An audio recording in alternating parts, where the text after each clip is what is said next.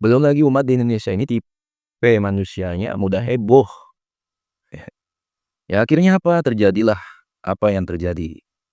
Rasa hormat pada ulama itu hilang.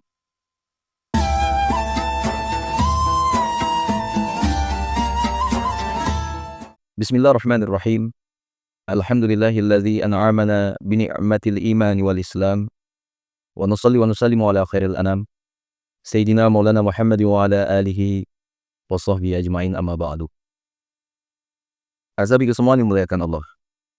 Selama ini ya begitu mudah masyarakat kita menyebut seseorang sebagai ulama. Asal bisa menyampaikan dalil, ya, menghafal seayat dua ayat atau hadis, disebut ustaz. Terus seperti apa ukuran atau standar seseorang bisa disebut ulama? Ya, seperti si pendekar silat kah? Atau si gembul kah? Atau para tokoh ustadz-ustadz Wahabi yang ada di Indonesia ini? Atau para kiai, habib, gus-gus yang punya majelis sholawat, terus joget-joget di majelis sholawatnya, seperti kata para netizen. Perlu kiranya dipahami terlebih dahulu, wasabiku semua. Di antara orang terakhir yang mendapatkan gelar Al-Alamah, terkhususnya di Damaskus, ada 4 orang, yakni Syekh Hasan Habannaqeh, Syekh Zainal Abidin At-Tunisi, adik dari Syekh Khidir Husain, Syekh Bahjat Baitar, dan satu lagi kami lupa namanya. Itu terjadi di tahun 60-an. Ya, perlu diingat, Damaskus saat itu menjadi salah satu ibu kota keilmuan Islam dunia. Nama beken, ya, sekelas Syekh Soleh Farfur, Syekh Abdul Karim Rifai, dan ratusan ulama lain di level mereka tidak mendapatkan gelar tersebut. Ya, bukan karena mereka tidak alim, tapi level al-alamah, ya, ulama besar yang berhak memakai surban putih dan ikat pinggang, ya, bukan level sembarangan. Hanya 4 orang dari generasi emas ulama saat itu, ya, dan para ulama lain pun tidak cemburu, ya, karena ada standar yang tertulis untuk mencapai level itu. Terus standar seorang bisa dinamakan ulama itu seperti apa? Apa standarnya? Yaitu menguasai 12 cabang ilmu, memahaminya, mengaplikasikannya, serta mengetahui dan menghafal seluruh dalilnya. Kemudian mempertahankan dalilnya dari kritikan, ya, atau an-nudhar. Ya. Saat tahap itu telah dicapai, maka mereka akan diberi gelar al-alamah oleh ulama yang telah mencapai tahap itu terlebih dahulu. Ya. Sedangkan bagi yang baru mencapai tahap menghafal dan menguasai 12 cabang ilmu, namun hanya satu cabang ilmu saja yang dikuasai dan dihafal setiap detail dalilnya, ya, serta bisa mempertahankannya dari kritikan, ya, an-nudhar, maka mereka dijuluki alim saja, ya, seperti sebutan faqih, ya, dalam fikih, usuli dalam usul fiqh, adib bahasa Arab, muarikh dalam sejarah dan syirah, mutakallim dalam akidah dan mantiq, muhaddits dalam hadis, mufassir dalam tafsir, dan qura dalam ilmu qiraat, ya. Nah, level di bawah itu dinamakan al-ustaz, yakni mereka yang berhasil menguasai dan menghafal 12 cabang ilmu dan mengaplikasikannya, tapi tidak menghafal seluruh dalil dan istinbatnya dengan detail, ya. Intinya belum mencapai tahap an-nudhar, ya. Tapi untuk mencapai level ini saja butuh waktu belasan tahun, nasabi ke semua. Di bawah itu dinamakan talib, ya, talib yaitu santri. Sedangkan yang belajar satu cabang ilmu secara mendasar disebut mustaqof, ya, mempunyai wawasan. Sedangkan orang biasa disebut awam, ya. Inilah standar ulama dahulu. Makanya Syekh Hasan haban nakeh, ketika ada orang memuji terlalu berlebihan, jika ada murid yang cerdas dengan kata, Masya Allah, dia seorang alim.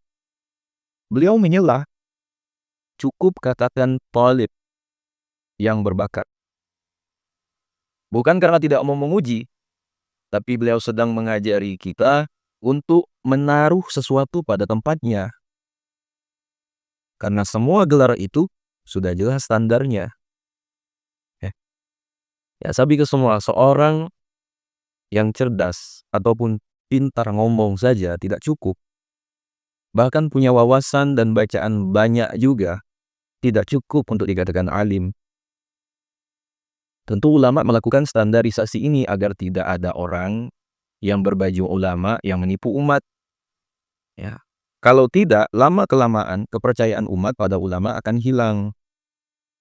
Karena penipu berjubah ulama menyampaikan agama tidak sebagaimana mestinya, sebab kekurangan ilmu. Ya, ya sahabatku semua yang dimuliakan Allah. Gelar-gelar ini ya tidak hanya milik ulama Damaskus, ya, ya tapi ada di mana-mana, seperti di Al-Azhar, ya seperti Syekh Ali Jum'ah, ya, di Darul Mustafa, yaitu Habib Umar, kemudian di Madrasah Hijaz, dan lain-lain. Ya, ya sayangnya sejak gelar ini mulai dikikis, ya dengan munculnya gelar baru seperti profesor, doktor, master, ya, lisensi, ya, lisens, ya, dan ya semacamnya, standarisasi keilmuan semakin tidak jelas. Ya, ya belum lagi kasus jual ijazah. Ya masyarakat mulai tertipu dengan standar baru yang bisa didapatkan bahkan jika kita belajar Islam pada non-Muslim. Ya, ya saya pikir semua, saya katakan tadi, bahkan ada yang modal semangat dan cukup pintar ngomong, lalu memakai jubah, ya dipanggil Ustadz. Belum lagi candaan panggilan Ustadz yang membuat gelar Al-Ustadz itu jadi bahan obral. Ya lalu apa yang terjadi? Ya yang terjadi adalah apa yang kita lihat hari ini. Ya umat bingung, ya Ustadz yang benaran ya jadi tidak dipercaya, ya gara-gara ulama jadi-jadian, ya bermodal taplak meja. Ya saya pikir semua, bahkan tak jarang sebagian umat kita ini ya lebih mengidolakan orang yang tak ada sangkut paut dengan keilmuan. Ya, karena logika mereka jauh lebih memuaskan dibandingkan dalil, ya, dari ulama gadungan. Ya, tapi ingat, keduanya tidak mewakili keilmuan Islam. Ya, saya pikir coba nih ya, kalau kalian umroh atau haji, ya apalagi masa-masa ramainya berkumpul manusia di rumah Allah, ya terkhususnya haji lah, berusahalah ya untuk bersilaturahmi atau bertamu dan berjumpa dengan beberapa ulama di Hijaz, ya. Tapi ya setidaknya harus kenal. Ya. Kalau nggak kenal ya susah mencarinya. Ya setidaknya kenal wajahnya saja dulu. Ya. Ya kalau ada niat untuk berjumpa itu pasti ketemu. Entah itu bertemu dengan Habib Zain, Habib Zain bin Sumaik, ya Syed Ahmad Soleh Rokaimi, ya, Abu Said Ahmad Al-Maliki, ya Syed Nabil Al-Bamiri, kemudian Al-Habib Umar Al-Jailani, atau ya Al-Habib Umar bin Muhammad bin Salim bin Hafiz, dan lain-lain.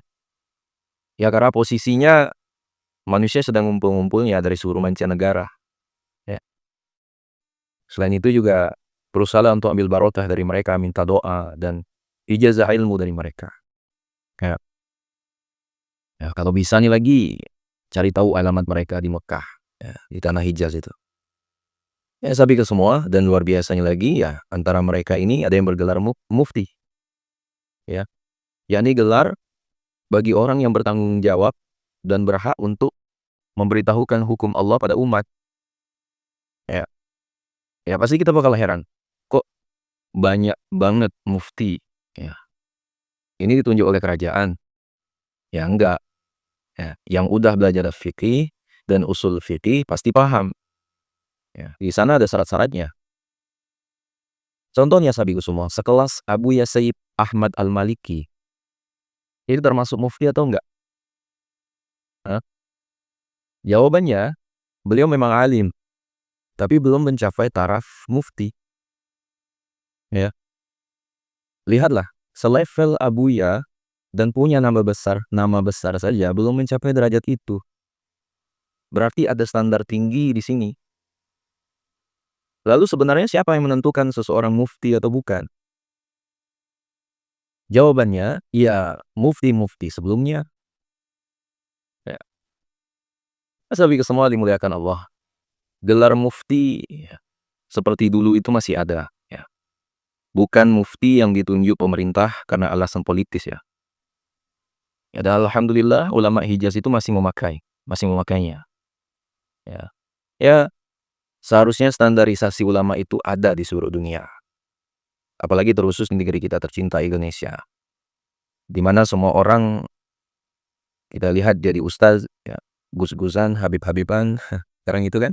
Dan semua orang pengen jadi kiai, kemudian modal ganteng, pandai ngomong, bahkan yang nyeleneh dan tidak jelas siapa gurunya pun dianggap kiai, ustaz, gus, abuya. Ya, paling gila itu ya modal surban dan maulidan, ya, sudah menjadi ustaz. Ya. Fatwa nyeleneh bin aneh bin membingungkan ya tersebar pada umat. Kemudian apa lagi? Ya, joget-jogetan di majelisnya sendiri sambil baca syair qasidah. Ya. Belum lagi umat di Indonesia ini tipe manusianya mudah heboh. Ya akhirnya apa? Terjadilah apa yang terjadi. Rasa hormat pada ulama itu hilang. Ya. Ada orang modal akun YouTube, Instagram, ya, berani menyesatkan ulama yang belajar puluhan tahun. Ya kan aneh. Umat bingung nih dia mau ikut siapa. Bayangkan ya, di seluruh Indonesia, orang seperti kami ini, ada yang memanggil ustaz. Ya rasanya tak pantas. Jauh betul dari kata ustaz, saya pikir semua. Kami ini hanya mengkopi ulang ya, apa yang disampaikan oleh para ulama melalui jalur sanad. Ya, jelas kan kita itu hanya mengkopi. Ya. Ya, dan sepertinya ya memang sudah sepantasnya kita kembali lagi ke masa ya di mana siapa ulama ya, dan bukan ada standarnya. Ya. Sehingga kita tahu kemana kita harus merujuk untuk bertanya tentang agama kita secara benar dan tidak membingungkan. Ya.